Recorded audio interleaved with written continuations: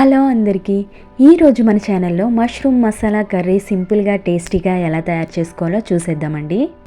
నేను 250 grams mushrooms తీసుకున్నాను. వీటిని బాగా వాష్ చేసుకొని ఈ పై లేయర్ అంతా తీసేసుకొని 2 పీసెస్లా అయితే కట్ చేసుకొని వాటర్లో వేసుకొని 2 టైమ్స్ వాష్ చేసుకొని పక్కన అయితే పెట్టేసుకోవాలి.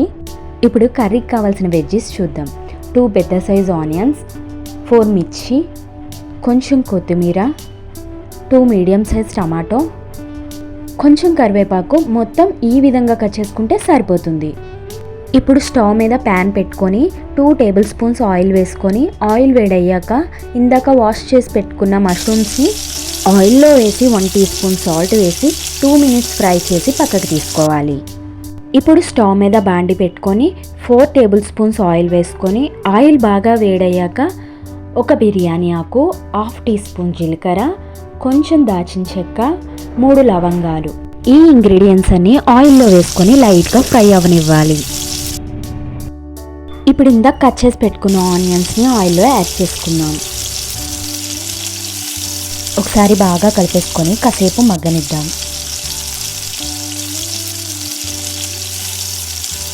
ఇప్పుడు ఇందులో కట్ చేసి పెట్టుకున్న మిర్చి, కరివేపాకు వేసి గరిటతో ఒకసారి కలిపేసుకొని 3 మినిట్స్ మగ్గిద్దాం.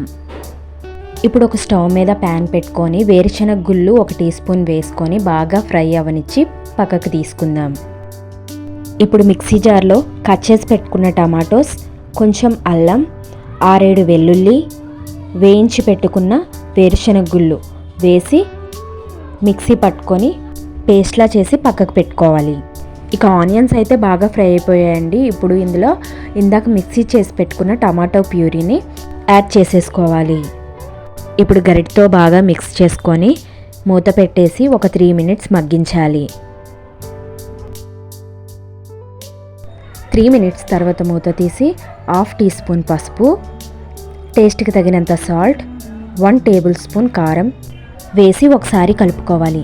తర్వాత 2 టేబుల్ స్పూన్స్ ధనియా జీలకర్ర పొడి, 1 టేబుల్ స్పూన్స్ గరం మసాలా పొడి వేసి బాగా కలుపుకోవాలి. మసాలాలన్నీ కొంచెం ఆయిల్లో వేగాక ఫ్రై చేసి పెట్టుకున్న మష్రూమ్స్ ఇందులో యాడ్ చేసుకోవాలి. ఇప్పుడు కర్రీ అంతా బాగా కలిపేసుకొని మూత పెట్టి 4 నిమిషాలు మగ్గించినట్లయితే మసాలాలన్నీ బాగా కలిసి టేస్ట్ అనేది బాగుంటుంది. ఈలోపు మన ఛానల్లో పెడుతున్న వీడియోస్ మీకు నచ్చినట్లయితే లైక్ చేయండి, సబ్స్క్రైబ్ చేయండి, పక్కనే ఉన్న బెల్ ఐకాన్ని క్లిక్ చేయండి. అలా గనక క్లిక్ చేసినట్లయితే మన వీడియో పెట్టగానే మీకు నోటిఫికేషన్గా వస్తుంది.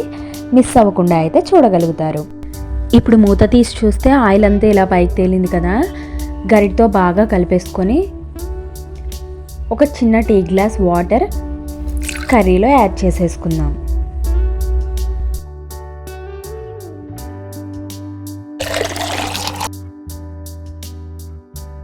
ఇప్పుడు కర్రీ అంతా గరిటతో బాగా కలిపేసుకొని మూత పెట్టి మధ్య మధ్యలో మూత తీసి గరిటతో కలుపుకుంటూ కర్రీ అంతా దగ్గరికి అయ్యేలాగా మగ్గిద్దాం.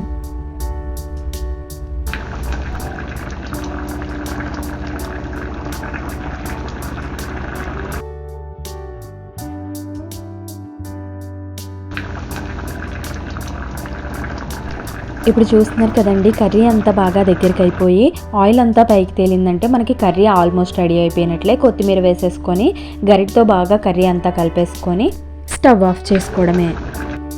చూసారు కదండి, ఎంతో టేస్టీ అయిన మష్రూమ్ మసాలా కర్రీ సింపుల్గా టేస్టీగా ఇలా ప్రిపేర్ చేసేసుకోవచ్చు. మీకు నచ్చితే ఒకసారి ట్రై చేసి టేస్ట్ ఎలా ఉందో కామెంట్ సెక్షన్లో కామెంట్ చేయండి.